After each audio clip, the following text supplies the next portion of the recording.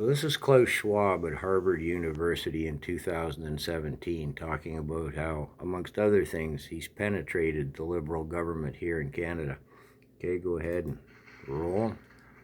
It's 3 minutes and 37 seconds Thank long. you, Klaus. We are definitely privileged and thankful that you've come back, and we want to thank you not only for what you've done for this school, but what you've done for the world. You've devoted your life to making the world a better place, something which goes to the heart of what the Kennedy School is all about. It's been striking to us as we've had the pleasure, and this goes back to Dean Elwood, that when you brought the Young Global Leaders Program here for executive education and then the Schwab Fellows.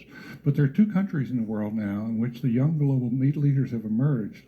Tell us just a bit about that in terms of the governance. Yes, actually, now we get this into it. Notion to integrate young leaders is part of the World Economic Forum since many years.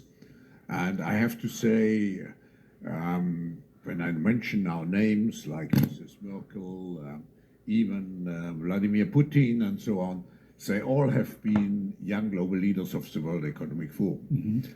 But what we are very proud of now is the young generation, like Prime Minister Trudeau, President of Argentina and so on, so that we penetrate the cabinets. So yesterday I was at a reception for Prime Minister Trudeau, and I know that half of this cabinet, or even more half of this cabinet, are actually young global leaders of the World Economic Forum. Actually, it's over 70% at the moment. Sorry, that's true in Argentina as well. It's true in Argentina, and it's true in France now. Mm-hmm. I mean, with the president, with Macron young in global France. leader. But what is important for me is those young global leaders have an opportunity to come here. Right. And we have established a course now since several years. And I think this cooperation has a tremendous impact, because being here for a week really creates a strong community. And we, in addition to the young global leaders, we have now the global shapers in 450 cities around the world. I just wonder, is there any global shaper here? Yeah, right. you see global shapers here. What is astonishing is to see how those young people really have a different mindset.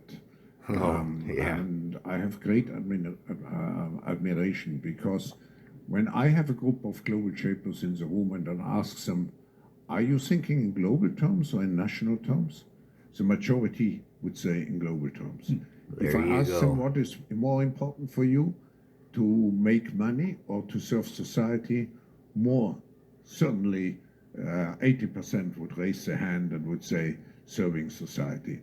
So I'm very optimistic about the future of the world, because with the young generation, I think we can build what I would call a new renaissance, particularly using technology, solving all the issues, moving forward. Let's talk a bit about that. Okay, so what we see there is he says that his young global shapers put the global picture ahead of their national picture. And their primary objective, as stated by the World Economic Forum, is one world governance. Don't forget they've signed pacts with the UN to hasten Agenda 2030. Anyways, there's Klaus singing Justin's praises. Who is the gentleman with him? Oh, that's a guy from Harvard.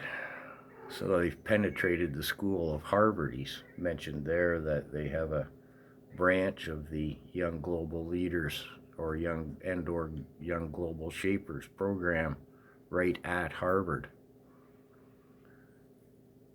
Klaus. Yes. Are we finished? I think so.